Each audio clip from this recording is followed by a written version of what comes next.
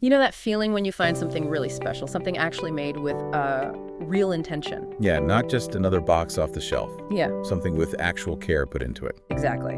Well, today we're taking that idea and diving into the world of high-end audio.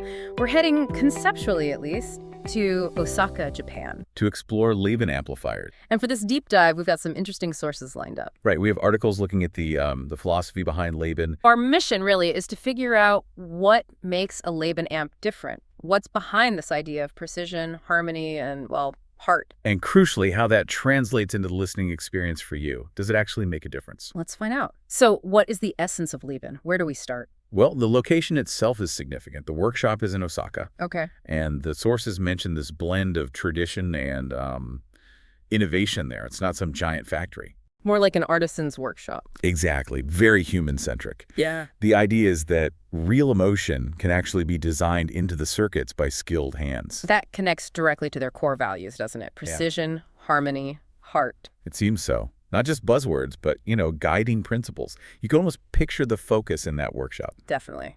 And the person behind it all. That would be Mr. Takeshi Hyodo. He's the founder. And he came from Luxman, right? A well-respected name. He did. Spent years there. Yeah. But his reason for starting Leben was quite personal, apparently. Oh. He wanted to build gear that he genuinely wanted to listen to. Stuff focused on musicality, purity. And timeless design. Not just the flavor of the month. Right, something enduring. He was following his own passion as a listener. Makes sense. And the name, Leben, German for life, isn't it? It is, and that choice really underlines his philosophy, doesn't it? Yeah. Music reproduction should feel alive, organic, honest. It's evocative. And we should probably mention Phonographe, too, the Canadian importer. Yeah, they play a role here. Their focus seems to be specifically on this kind of handcrafted gear. Stuff with real craftsmanship, emotional connection, lasting sound. So Leben fits right into that philosophy. It's a natural pairing. Okay, so that's the foundation laid, the philosophy, the founder. Let's get into the hardware. The sources really stress how they're connected. That's key. Okay, you're talking about the point-to-point wiring. Exactly. We hear that term a lot. Can you break down what it actually means and why it's supposedly better? Sure. Basically, no printed circuit boards or PCBs. Right. Instead, each component, resistors, capacitors, tube sockets, is wired directly to the next one using actual wire, laid out and soldered by hand. So shorter, more direct signal paths. That's the idea. Minimize potential points of interference or noise. Let the music signal flow cleanly, naturally. And because it's done by hand. Each amp is, in a way, unique, individually built and voiced by the person who assembled it. The sources use an analogy like a luthier shaping a violin. Yes, that captures it well. That human touch influencing the final sound. And it's not just about how it sounds now. Meaning? Well, this kind of construction, using discrete components and hand wiring, is often seen as more durable, more repairable over the very long term compared to complex PCBs. It's built to mature, not just operate. Interesting. That does explain why the sources mention there can be a wait time for a CS300XS. It's a direct result of that process. Yeah. It's a small team focused on quality, not quantity. No mass production lines here. Definitely not. Each one is built with, real care and pride. The weight kind of reinforces the value of the craftsmanship involved. So, okay, meticulous hand wiring, those EL84 tubes. What's the end result? What does it sound like? The reviews consistently talk about the emotional connection. How so? Things like realism in voices, a natural warmth to guitars, pianos having real body and air around them. So it's less about just hitting the notes and more about conveying the feeling. Exactly. Revealing the artist's intention, the little details in the performance. It's about that visceral experience, maybe more than hitting every single technical benchmark perfectly. The emotional impact seems primary. That makes a lot of sense, especially for music lovers. And the reviews seem to back this up. Pretty strongly. Hi-Fi Plus mentioned it surpassing more expensive solid-state amps. Really? Okay. Which doctor praised its sweet sound, but also its clarity and musical insight. And stereophile. They commented on the beautiful construction, the classic integrated amp feel, the smart circuit design, even the in-house output transformers. A lot of positives. Quite a consensus then. Now, the CS300XS isn't the only Leben amp. There's the CS600X too. Right. That's the more powerful integrated amp in the line. So designed for maybe less sensitive speakers or just more dynamic range. Exactly. More headroom is the term often used. Yeah. It can handle those big dynamic swings in music without sounding strained. But does it keep that Leben character, that intimacy? Apparently so. StereoNet highlighted how quiet it was, no transformer hum, which could be an issue with tubes sometimes. That's good to know. And Jeff Day at Positive Feedback wrote about his long-term experience, loving its reliability, musicality, and just how good it looks. What, Hi-Fi?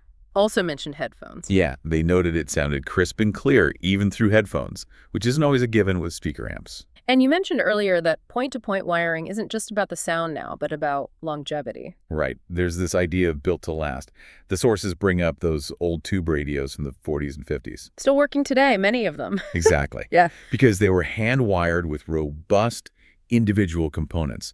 Easier to repair, less prone to failure than, say, a complex surface mount PCB might be over decades. It's a different approach compared to a lot of modern disposable electronics, a real investment. It feels like it. Yeah. And speaking of components, let's circle back to the EL84 tube used in the CS300XS. It has a pretty unique story, doesn't it? It does. I know it's popular, but what's special about its origin? Well, unlike a lot of tubes that were maybe originally for radio or military use and then adapted for audio, the EL84 was actually designed specifically for audio amplification by Mullard back in the 1950s. Ah, so right from the start, it was meant for high-fidelity sound. Yes.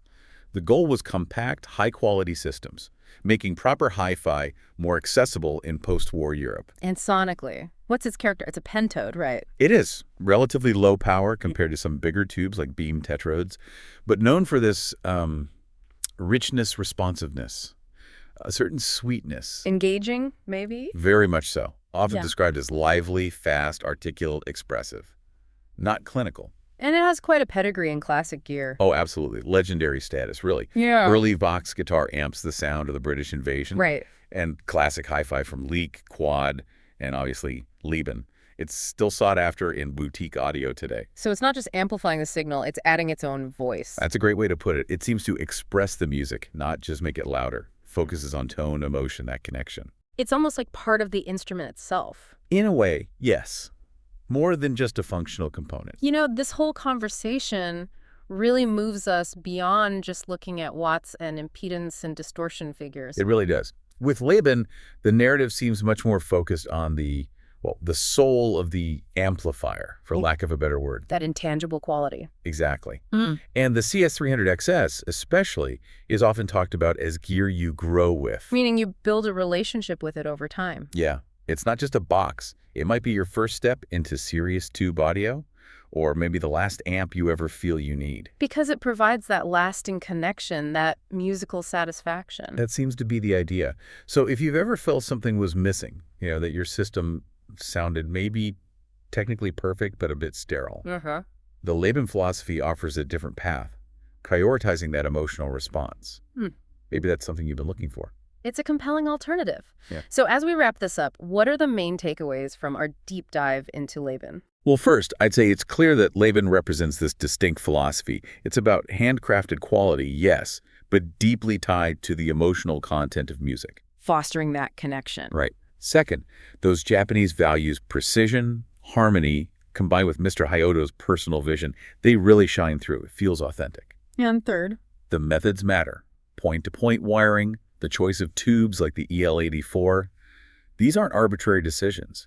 They're crucial to achieving that specific Leben sound and longevity. and Phonograph's role in bringing this kind of careful approach to music reproduction to people, it fits perfectly. It really does underscore that shared belief in the importance of care, both in the product and for the listener. Ultimately, what does Leben remind us of? Maybe that great things really do take time and dedication and heart. Yeah. And that emotion in audio isn't just luck. It can actually be engineered through craftsmanship and passion, not just by making things more complicated. That's a really powerful thought to end on. So, for you listening, maybe consider this. How does the human element, the actual hands-on care in making your audio gear, potentially shape your connection to the music you love? Definitely something to think about. Thanks for joining us on this deep dive.